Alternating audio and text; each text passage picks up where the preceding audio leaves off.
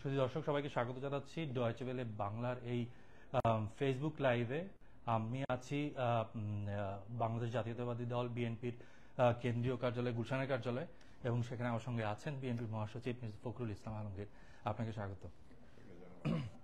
আমি প্রথম যেই বিষয়টি আপনার কাছে জানতে চাই সেটি হচ্ছে যে এই আন্দোলনটিকে আপনি কিভাবে দেখছেন, যে আন্দোলনের ফলে আজকে গত সরকার যেটি পদত্যাগ করলো, সেই আন্দোলনকে আপনি কিভাবে? এই আন্দোলন তো আপনার একদিনের ফসল না। এই আন্দোলন আপনার আওয়ামী লীগ 2009 সালের পরে থেকে, যখন আপনার প্রথম যে আপনার তারা যখন কেয়ারটেকার গভর্নমেন্ট বিধানটা বাতিল করলো, তখন থেকে এই আন্দোলন মোমেন্টাম পেয়েছে। এবং আওয়ামী লীগ সরকারের যে ক্যারেক্টারটা, সেই ক্যারেক্টারটা প্রথম দিকে যা ছিল সরকারের, দেখা গেল যে 2009 সালের পরে আপনার সেটা তার পরিবর্তন হচ্ছে। বিশেষ করে কেয়ারটেকার গভর্নমেন্টের বিষয়টাতে সে এত বেশি একটা আপনার শেখ হাসিনা আহসার এমন একটা স্ট্যান্ড নিল যেটা তার দলের স্ট্যান্ড ছিল না। আবার সে ব্যাক করে নিয়ে আসলো আপনার দলীয় সরকারের অধীনে নির্বাচন, যেটা মূল কারণ আপনার আজকে গণতন্ত্রের যেই পরিণতিটার মূল কারণ।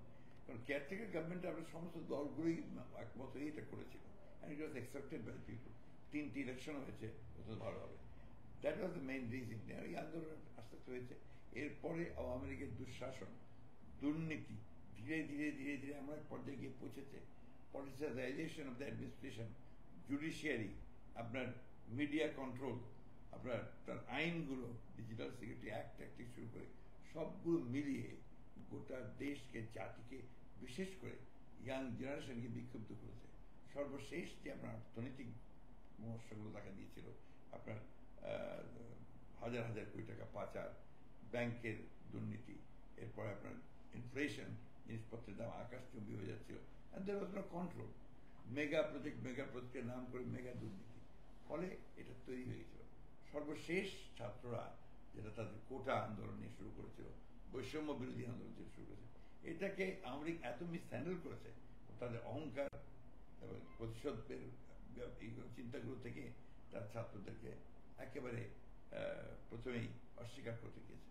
যখন বাংলাদেশের নিয়মই হচ্ছে ছাত্রদের উপরে যখন আপনি গুলি করবেন, তখন কিন্তু ইট টেকস এ ডিফারেন্ট শেপ।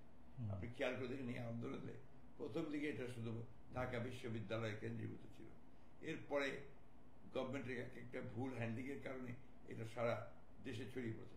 এরপরে আপনার সমস্ত ছাত্ররা যুক্ত হয়েছে তার সঙ্গে, সমস্ত রাজনৈতিক দলগুলো সমর্থন দিয়েছে। ফলে হয়েছে কি আপনার দেন ইট বিকাম এ মুভমেন্ট, যে মুভমেন্টের গভর্নমেন্টকে সরাও আন্দোলনে চলে গেল। পরিষ্কার বললো যে এখন সরকারকে পদত্যাগ করতে হবে। সেটা আপনার নিজেরাই দেখেছেন যে 5 তারিখে যে বিশাল একটা সত্যিকার বলতে কি একটা বিস্ফোরণ হয়েছে মানুষের, কোন অভ্যুত্থান করেছে।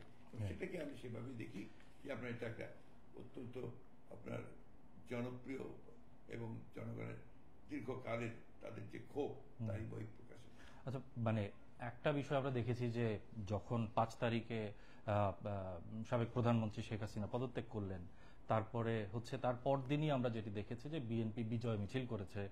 তাদের একটা অবস্থান দেখেছি আমি পল্টন অফিসের সামনে। এবং তারপর থেকে কি আসলে বিএনপি একটু পিছনে আসলো? মানে বিষয়টি ছিল যে এরকম যে 90 দিনের মধ্যেই ইন্টারিম সরকার যেটি গঠন হবে, তাদেরকে নির্বাচন দিতে হবে, তারপরে আপনারা যেটি বলছিলেন যে যত শীঘ্র সম্ভব সেটি দিতে হবে। তাহলে এই জিনিসটা আপনার বুঝতে পারছি আমি। আপনার সবচেয়ে বড় জিনিস যেটা আর কি, যে বিএনপি যেহেতু দীর্ঘদিন ধরে লড়াই করছে, সংগ্রাম করছে, বিএনপির প্রায় 800 মতো নেতা কর্মী, ইনক্লুডিং আপনার পার্লামেন্ট মেম্বার্স, তারা ডিসঅ্যাপিয়ার্ড, নিখোঁজ হয়ে গিয়েছিল। বিএনপির প্রায় 2000 নেতা কর্মীকে গুলি করে হত্যা করা হয়েছে কাস্টডিতে। বিএনপির 60 লক্ষ মানুষের বিরুদ্ধে মিথ্যা মামলা, এবং এই মামলাতে বেগম খালেদা জিয়া থেকে শুরু করে আমরা কেউ বাকি নাই। বেগম খালেদা জিয়া 6 বছরের জন্য মিথ্যা মামলায় সাজা দিয়ে আটক করে রাখা, তারেক রহমান সাহেবকে দেশের বাইরে অ্যাক্টিং চেয়ারম্যান, দেশের বাইরে নির্বাসিত হওয়া, এই যে একটা ভয়াবহ একটা রাজনৈতিক দলের অত্যাচার, নির্যাতন, এটা বহিঃপ্রকাশ যখন হাসিনা পালিয়ে গেলেন, এটা বহিঃপ্রকাশ থেকে হবে, বিজয় মিছিল তো হবেই, এটাই স্বাভাবিক। এবং সেই বিজয় মিছিলটা সম্পূর্ণভাবে আজকের যে আপনার ছাত্ররা যে আন্দোলন করেছে তাদের সঙ্গে সংহতি প্রকাশ করে বিজয়। ওই বিজয়ের মিছিলে 5 তারিখে আপনি দেখেছেন নিশ্চয়ই, যেহেতু আপনি সাংবাদিকতা করছেন, এমন কোনো পরিবার নেই যে সব পরিবারে ছেলে মেয়ে বাচ্চাকে নিয়ে অংশগ্রহণ করেন। ঘরের মধ্যে আপনার শিশু বাচ্চাকে নিয়েছে, আপনার মা নিয়েছে, ছোট ছেলে হাত ধরেছে, সব বেরিয়ে গেছে। আমি যখন কোনোদিন যাকে রাস্তায় দেখিনি, আমি দেখলাম সমস্ত পরিবারগুলো বেরিয়ে এসছে, giving total support to the student movement as well as the মানে হাসিনাকে বিদায়ের যে আন্দোলন সেটা। অন্তর্বর্তী যে সরকারটি গঠন হয়েছে, এই অন্তর্বর্তী সরকার নিয়ে আপনার রিয়েকশন কি? আমরা বরাবরই বলেছি যে অন্তর্বর্তী সরকার যেটা গঠন হয়েছে, এটা আমরা মনে করি যে মোটামুটি ভাবে আপনার এটা গ্রহণযোগ্য। এখানে যারা আছেন, বিশেষ করে প্রফেসর ইউনূসের নেতৃত্বে যে গঠন হয়েছে, আমরা মনে করি এখানে অত্যন্ত যোগ্য ব্যক্তিরা আছেন, লাইক সালেউদ্দিন আহমেদ, ওয়াহিদুদ্দিন মাহমুদ, আদিল রহমান খান, রেজওয়ানা, অত্যন্ত যোগ্য মানুষ।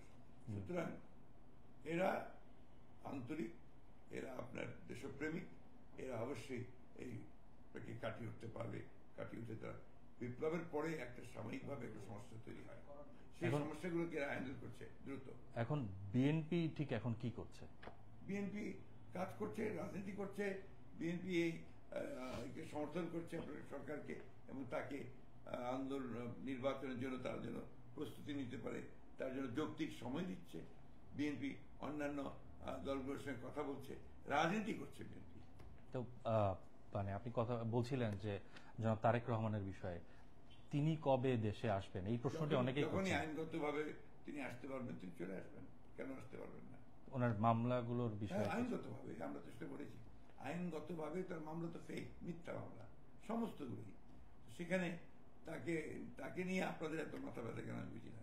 He is a citizen of this country, এবং তার বিরুদ্ধে যে মিথ্যা মামলা হয় সেটা কোর্ট ডিসাইড করবে, প্রত্যেকের সিদ্ধান্ত নিয়ে যাবে।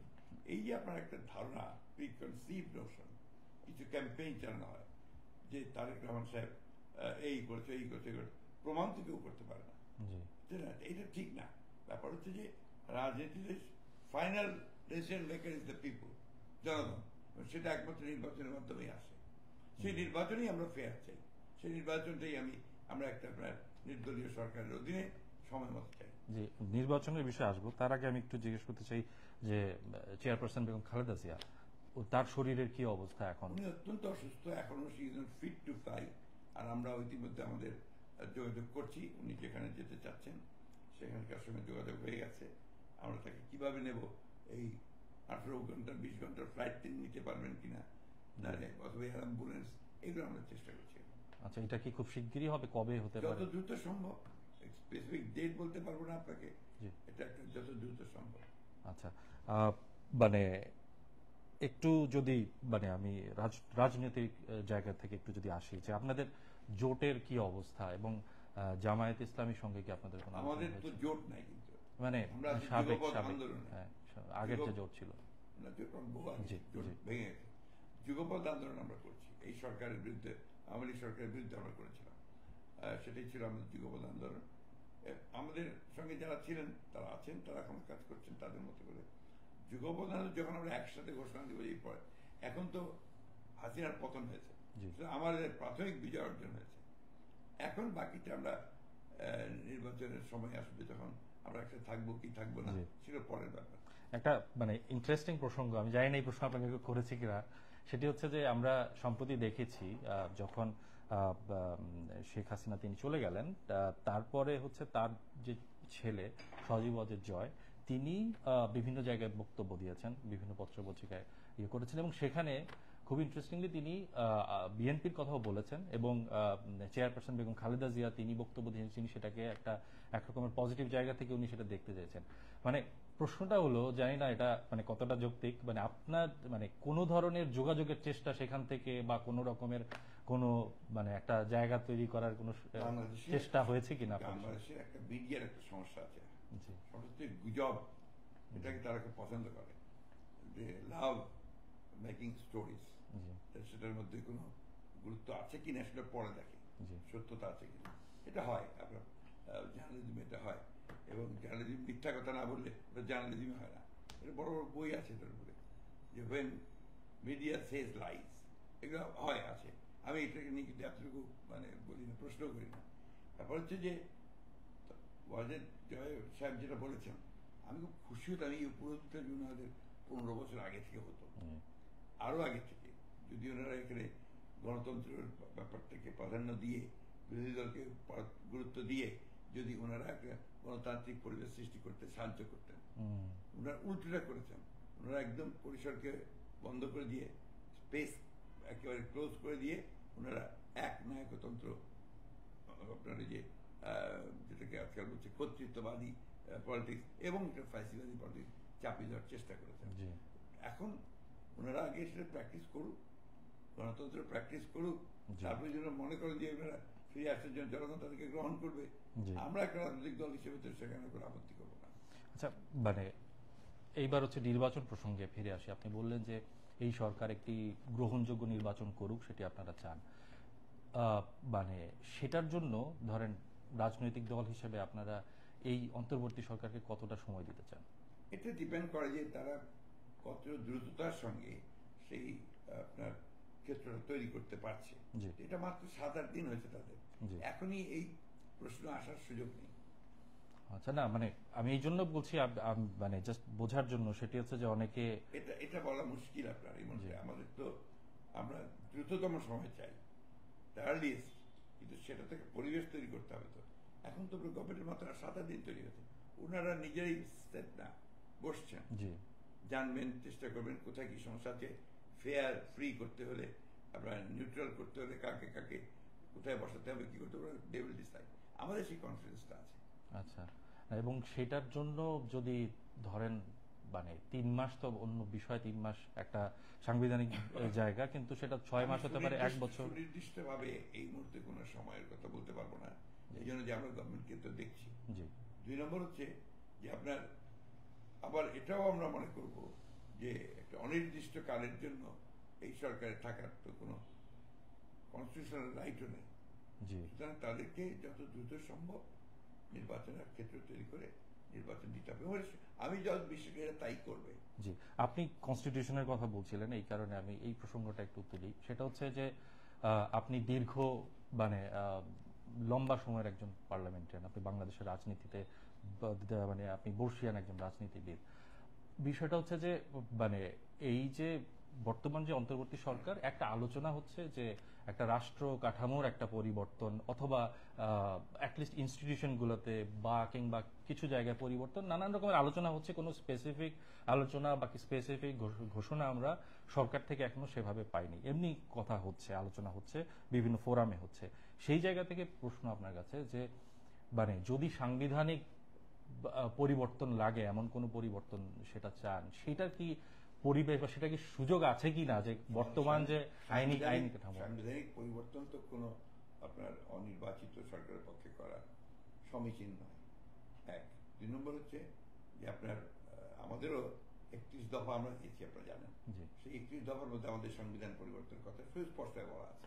কারণ আমরা মনে করি বর্তমান যে সংবিধান, এই সংবিধান মানুষের কল্যাণ বয়ে আনতে পারে না। সুতরাং এই সংবিধানকে পরিবর্তন করতে হবে। সেটা পরিবর্তন করতে হবে তো আপনাকে জনপ্রতিনিধিদের দিয়ে, জনপ্রতিনিধিদের দিয়েই আমরা সেটা করার পক্ষপাতী। আমরা সেই জন্যই বলেছি যে আমরা মনে করি যে that should be the sooner the better, একটা পার্লামেন্ট নির্বাচন করা বা আপনার গণপরিষদ গঠন করা, যাই বলি না কেন, গঠন করে ওই আমাদের বলা আছে আমাদের 31 দফায় যে একটা আপনার কনস্টিটিউশনের একটা কমিশন তৈরি করা, তার অ্যামেন্ডমেন্টের জন্য, পরিবর্তনের জন্য। এই জিনিসটা আমরা বলেছি। আমরা জুডিশিয়াল কমিশন তৈরি করতে বলেছি, বিচারিক ব্যবস্থাটাকে সঠিক করার জন্য। এই কথাগুলো আমরা আগে থেকে বলছি, বলে আসছি। এখন যদি কেউ মনে করে যে রাষ্ট্র সংস্কার মানে গুটিগত লোক রাষ্ট্র সংস্কারের কথা বলবেন, ওইটা তো জনগণ গ্রহণযোগ্য হতে হবে, তো নাহলে তো ওটাও একটা কর্তৃত্ববাদী হয়ে যাবে। সেই কারণে সবাই সব দিক চিন্তা করে নিঃসন্দেহে জনগণের প্রতিনিধিদের দ্বারা আপনার কনস্টিটিউশন চেঞ্জ হওয়া উচিত। সেটা তার মানে কি পরবর্তীতে নির্বাচিত সরকার আসবে? আমি চেষ্টা বলছি সরকার না, নির্বাচিত পার্লামেন্ট থাকতে হবে যারা আপনার কনস্টিটিউশন চেঞ্জ করতে পারে, এমন করবে। সেটা আপনার গণপরিষদ হতে পারে, গণপরিষদ হতে পারে। এটা আলোচনার মাধ্যমে হবে, ডায়ালগের মাধ্যমে হবে, দলগুলোর সঙ্গে ডায়ালগ হবে, স্টেক হোল্ডারদের সঙ্গে ডায়ালগ হবে। আলোচনা ছাড়া গণতন্ত্র কখনো আপনার করা যায় না। কারণ আপনি একটা জিনিস খেয়াল করে দেখবেন, এবার যে হাসিনা যখন পদ ত্যাগ করলেন, তখন কিন্তু আর্মি চিফ একটা বিরাট একটা প্যাট্রিয়টিক কাজ করেছেন। তিনি বেশিরভাগ রাজনৈতিক দলকে ডেকে নিয়ে গেছেন যে আসলে আমরা একসাথে আমরা রাষ্ট্রপতির কাছে যাই, গিয়ে আমরা কি করতে পারি। এটা আমি অ্যাপ্রিসিয়েট করি যে আমি ফর দ্য ফার্স্ট টাইম আমি দেখলাম যে একজন প্রধান সেনাপ্রধান তিনি একটা জনগণের মানে পার্টিগুলোকে নিয়ে সেগুলোকে নিতে সবাই মিলে তিনি এক কাজটা করতে চাইলেন। আমি সেটাকে অ্যাপ্রিসিয়েট করি এবং এখানে আমি একটা ভালো একটা দিক দেখতে পাই যে সেনাবাহিনীর যে ভূমিকা এটা অত্যন্ত আপনার দেশপ্রেমিক ভূমিকা এবং এই ভূমিকাটা জনগণের পক্ষে গেছে। জি, মানে এই যে সাংবিধানিক পরিবর্তনের যে বিষয়টা বলছেন, মানে আপনাদের জায়গা থেকে আপনারা কি এই যদি সেরকম প্রয়োজন হয় বা সেরকম আপনাদের সঙ্গে আলোচনায় বা রাজনৈতিক দলগুলোর সঙ্গে যে আলোচনার কথা আপনি বলছিলেন তার মাধ্যমে আপনারা কি এই প্রস্তাব দিতে চান যে যদি সাংবিধানিক কোনো সংস্কারের প্রয়োজন হয় বা আপনারা যে সংস্কারগুলো চাচ্ছেন সেটার জন্য আপনারা কি কনস্টিটিউয়েন্ট অ্যাসেম্বলি মানে গণপরিষদের কথা কি আপনারা বলবেন? এটা এখনই আমি বলতে পারবো না, আমার দলে তো সেই সিদ্ধান্ত এখনো হয়নি। তবে আমাদের দলে যে সিদ্ধান্ত হয়েছে যে আমরা অবশ্যই পরিবর্তন চাই এবং আমরা বর্তমান সংবিধানও আমরা অ্যামেন্ড করতে চাই, সেটা জনপ্রতিনিধিদের মাধ্যমে।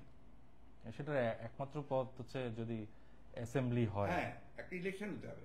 সেই ইলেকশনে সব যদি আপনার এমনি জাতীয় সংসদ নির্বাচন হয়, সেই নির্বাচনে শুধু সরকার না, সেই জাতীয় সংসদ নির্বাচনে এটাও আপনার একমত হতে পারে সবাই, বা 2/3 হলে হয় যে আমরা অ্যামেন্ডমেন্ট করবো, তাহলে হবে।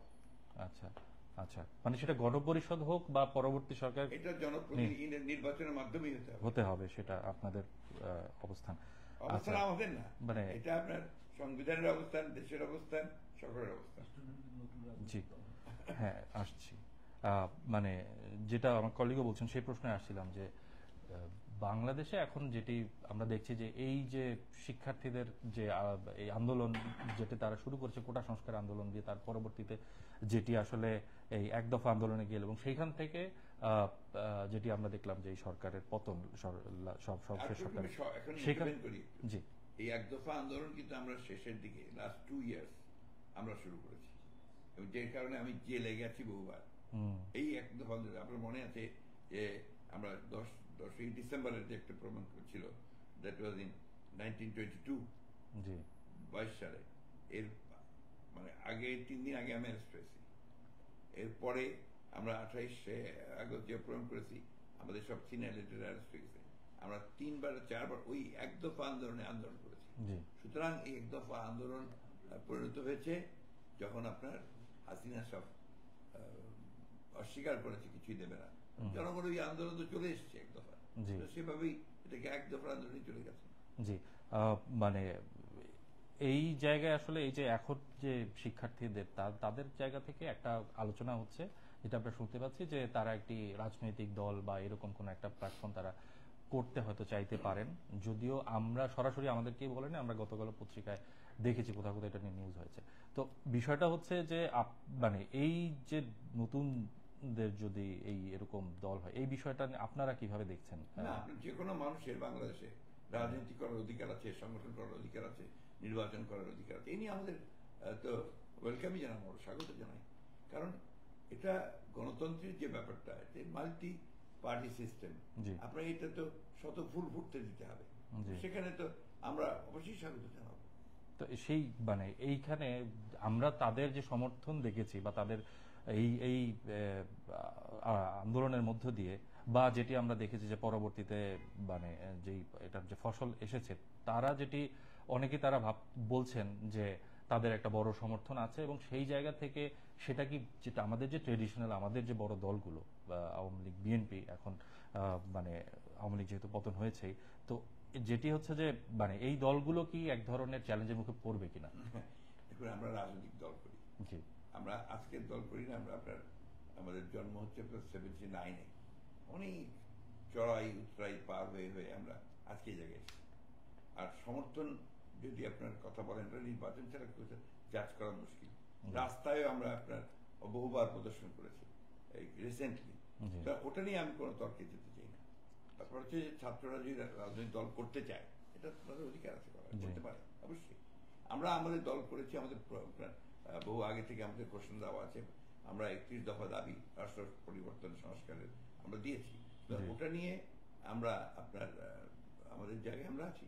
নির্বাচন যখন হবে আমরা নির্বাচন করব, তখন প্রয়োজন হয় জোটের সঙ্গে কারো জোট করব, যদি না হয় করব না, এটা তো পরের ব্যাপার। জি। আর ছাত্র রাজনীতি করতে চাইলে তো সে অধিকার আছেই। হুম। আমি একটু বৈশ্বিক প্রসঙ্গে আসি এই জায়গায়, যে এই যে সার্বিক পরিস্থিতি, এই পরিস্থিতিতে ভারতের যে অবস্থান সেটিকে আপনি কিভাবে দেখছেন? ভারত খুব দুঃখজনকভাবে বাংলাদেশের মানুষের কাছে তার যে ভূমিকা সেটা আপনার প্রশ্নবিদ্ধ হয়েছে বেশ কিছুদিন থেকেই। দুটো ইলেকশনে হয়েছে, এরপরে আপনার রিসেন্টলিও হাসিনার সেখানে আপনার আশ্রয় নেওয়া, এবং তারপরে যে সমস্ত মিডিয়াতে বা তাদের নেতারা যেসব কথাবার্তা বলছেন, এটা বাংলাদেশের মানুষ গ্রহণ করছে না। কারণ বাংলাদেশের মানুষের পার্সটা ফিল করতে তারা সবসময় ব্যর্থ হয়েছে। সব সময় ভারতের মানুষ তাদের বিরুদ্ধে না, কিন্তু সব সময় তারা বন্ধুত্ব চায়। এখনো আমরা এখনো বলছি, সবসময় বলছি যে we want the friendship. Friendship মানে তো এটা না যে আপনি প্রভুত্ব করবেন, ফ্রেন্ডশিপ মানে এটা না যে আপনি সারাক্ষণ আমাকে ডিকটেট করবেন। এটাই দেশের মানুষ মেনে নেবে না, আপনি নিচ্ছে না, তো আজ পর্যন্ত নেয়নি। তো ওই জায়গায় আমার কাছে মনে হয়েছে যে ভারতের যে ডিপ্লোমেসি, সেই ডিপ্লোমেসিটা কিছুটা প্রশ্নবিদ্ধ হয়েছে বাংলাদেশের মানুষের কাছে। আমরা খুব পরিষ্কার করেই যেটা বলতে চাইছে যে ভারতের বন্ধুত্বটা তারা বাংলাদেশের মানুষের সঙ্গে করুক, not any particular party. Bharat যেটা করেছে কিছুদিন আগে পর্যন্ত আওয়ামী লীগের সঙ্গে বন্ধুত্ব করেছে, আওয়ামী লীগের নেতা শেখ হাসিনার পরিবারের সঙ্গে বন্ধুত্ব করেছে। কিন্তু বাংলাদেশ তো একটা বিশাল দেশ, তো সেখানে প্রায় মানুষ তো বহু, বাংলাদেশের মানুষের সঙ্গে তাদের গভীর সম্পর্ক রাখা উচিত ছিল, এটা আমি ব্যক্তিগত মনে করি। জি। আর কি মানে এই যে মানে আপনি গুজব বলতে পারেন, নানান রকমের কথা বলতে, মানে অনেকেই বলছেন মার্কিন যুক্তরাষ্ট্রের কোনো মানে সম্পর্কের ক্ষেত্রে কোনো, জি ভারত বলে ঠিক হয়নি, এটা হাসিনা বলছে, জি আর তো কেউ বলছে না, জি আর তো কেউ বলছে না। হাসিনার এই কথাটার একটা ধারাবাহিকতা আছে, যখনই তার কোনো ক্ষতি হয়, বড় পরিবর্তন হয়ে যায়, তখন সে একটা করে দোষ চাপায়। একবার গত ইলেকশনে আপনাদের মনে থাকার কথা, 91-এ যখন সে হারলো, তখন সে বললো যে আমি আমেরিকার কথা শুনিনি, সেজন্য আমাকে হারিয়ে দেওয়া হয়েছে। আবার 2001-এ যখন আপনার উনি হেরে গেলেন, তখন বললেন যে গ্যাস পাইপলাইন দিতে চাইনি, সেই কারণে আমার বলি। আর এবার উনি বলছেন যে মার্কিন যুক্তরাষ্ট্র সেন্ট মার্টিনকে দিতে চাইনি দেখে আমার, উনি একবার ভুলটা হচ্ছে তার, একবারও ফিল করছেন না যে মানুষ তাকে চাচ্ছে না। মানুষ কেন চাচ্ছে না? আমরা পতন হচ্ছে মানুষ চায় না বলেই। She could not read the writings of the wall. মানুষের চোখের ভাষা উনি বুঝতে পারেনি।